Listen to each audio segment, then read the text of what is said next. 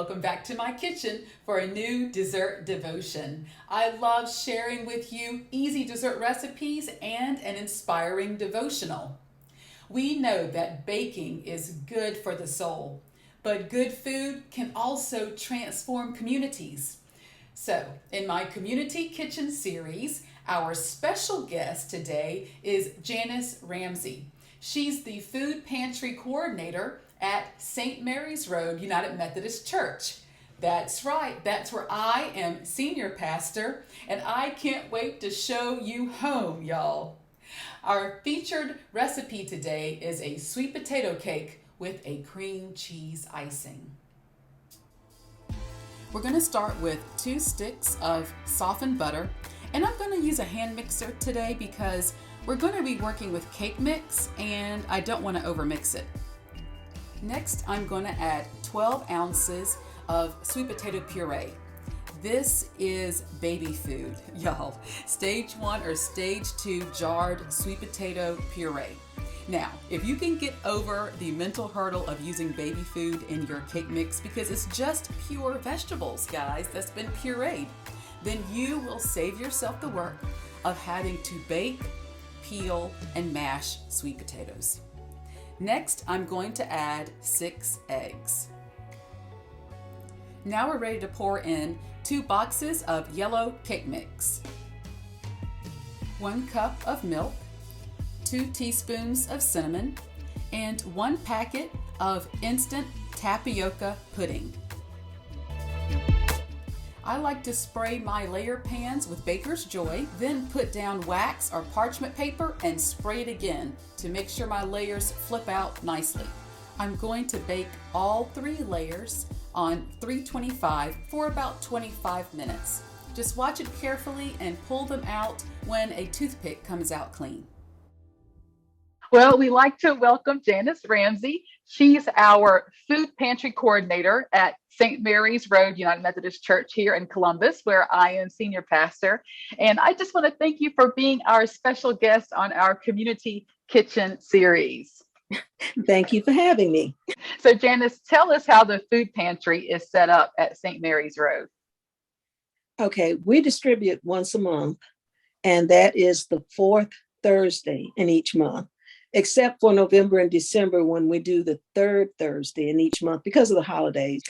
We service 3 zip code areas, 31906, 31907, and 31909. Anyone is welcome to come in. We're not there to interrogate or try to, make people feel bad or whatever. We just want to help anybody that really has a need for food. Mm-hmm. And tell us what the food baskets look like. What kind of food is in them? Oh, we try to load it down as much as we can.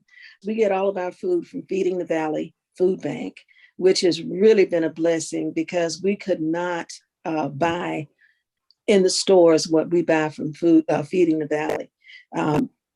But a typical basket may have corn, cans of corn, peas. The meats would be maybe chicken and beef patties, bacon, cheese. We give fresh vegetables, potatoes, squash, whatever they have at the food bank. Things that we think that we would eat. We're not going to give just anything.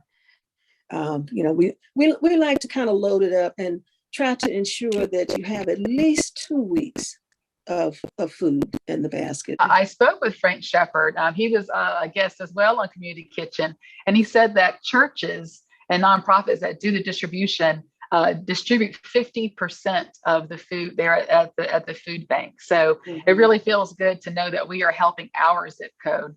Yeah. I think it's also important for people to know why we track the zip codes and to know that Feeding the Valley is kind of intentional, right, about understanding how the food is distributed. Right. Yeah, we do have to report to them. It's not just, we pick up the food and that's it. We have to turn in monthly reports.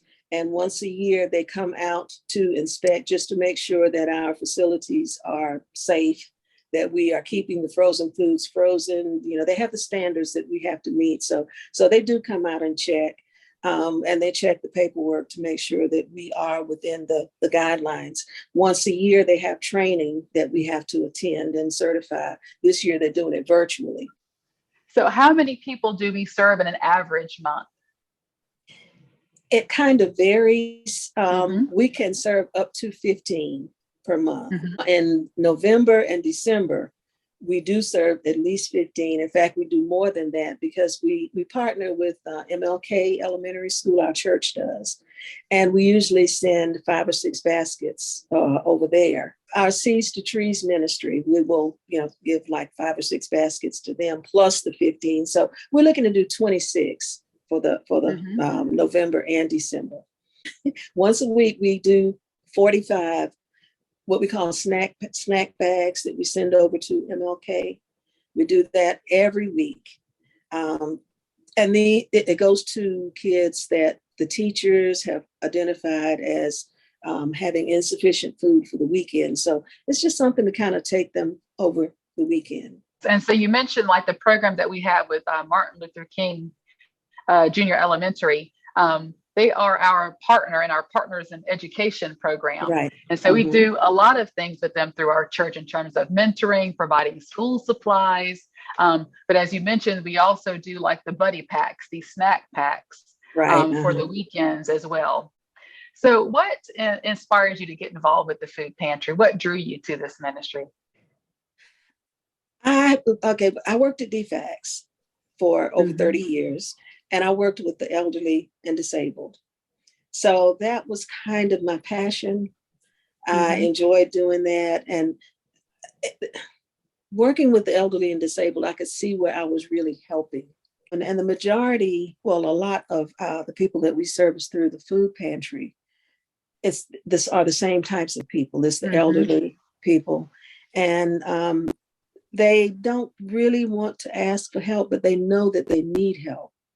So when I saw the types of people that were coming in, my heart just went out, and it's like, okay, Lord, this is not what I had planned for my post-retirement, but this is what God had planned for me.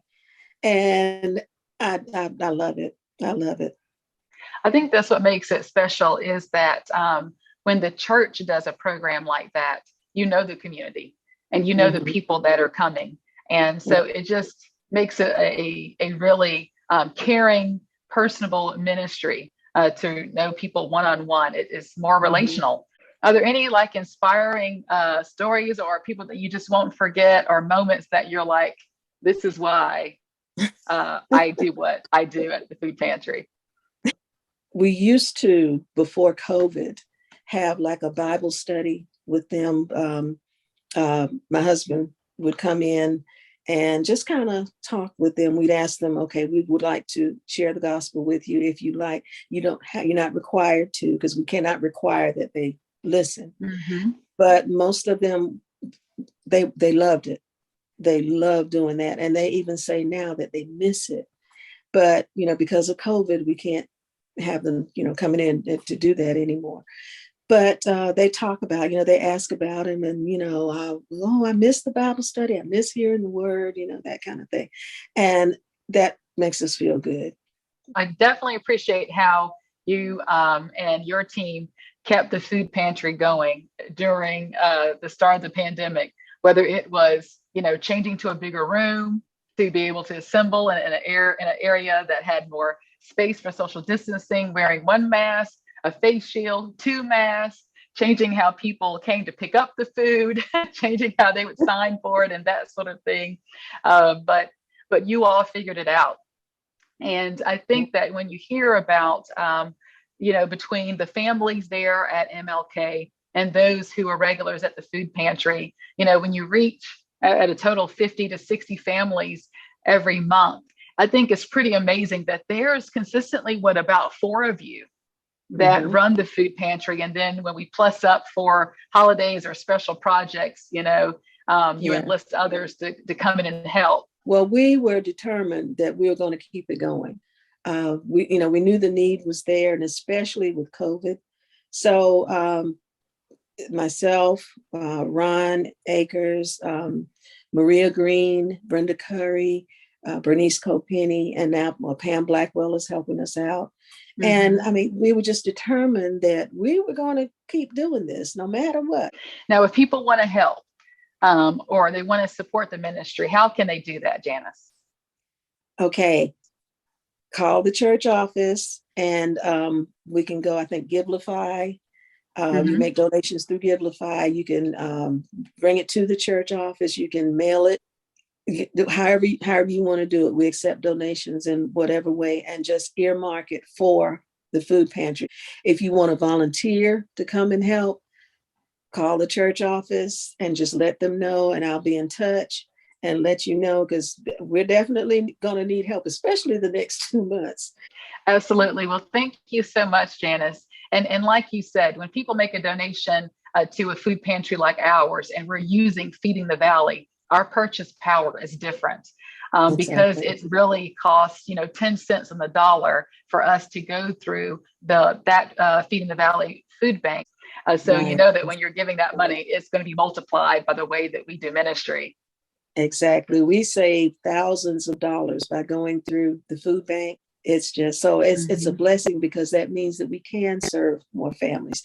Well, Janice, I am so grateful for you and for all the faithful workers who always volunteer in our food pantry, whether it's month to month or those who come week to week, to help us use good food, to nourish our community, to help them make ends meet, to keep them, financially stable. I know sometimes if they have the grocery taken care of, maybe that frees them up to pay a utility bill or to make the rent.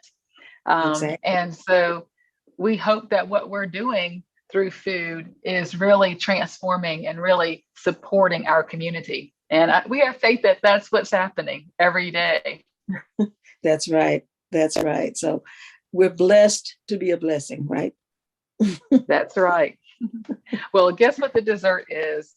I am whipping up a sweet potato pound cake with cream cheese icing. Oh, that sounds so good. I don't need it, but that sounds like a recipe that's going to be on my Thanksgiving table. Now it's time to make our cream cheese icing, and we'll start by creaming 2 sticks of softened butter. Then I'll add 2 packages of cream cheese that are also softened to room temperature. Next, I'll add 1 tablespoon of powdered buttermilk, 1 teaspoon of vanilla extract, 1/4 teaspoon of lemon extract, and 1/2 teaspoon of salt. Now I'm going to add about 6 cups of powdered sugar, but you add the amount of sugar that suits your taste. You may want a richer and softer icing, or if you want to do a lot of decorating, obviously you'll have to add more powdered sugar to make it stiffer. When working with the cake mix cake, I find that wrapping and freezing my layers makes it easier to ice the cake.